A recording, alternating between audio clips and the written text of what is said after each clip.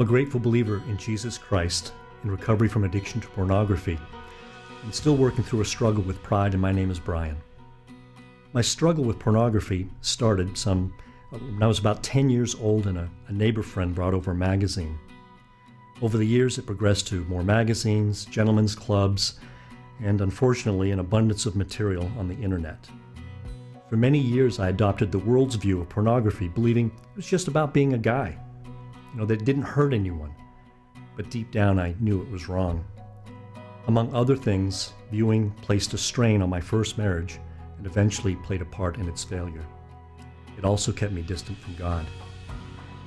My moment of clarity came during a church service when a leader in the church shared his lifelong struggle with pornography. I knew this man and I loved him, and I felt his pain and humiliation as he shared it with the entire congregation. At that moment, I was convicted of my sin of pornography, and after the service, I admitted it to my wife. It took a few weeks before I got up the courage to attend my first Celebrate Recovery meeting.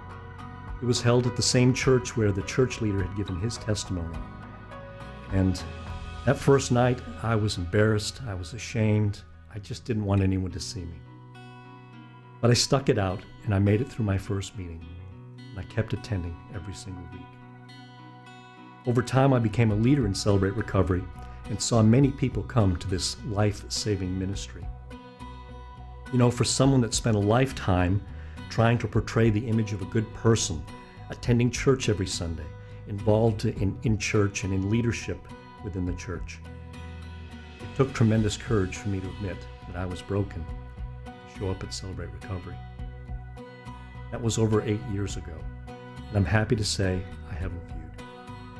In that time, I've seen hundreds of courageous people come, participate, and gain tremendous healing through Celebrate Recovery.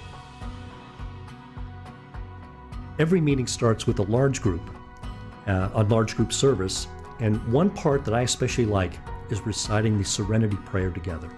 It begins, God, grant me the serenity to accept the things I cannot change, the courage to change the things I can, and the wisdom to know the difference. Thank you for letting me share.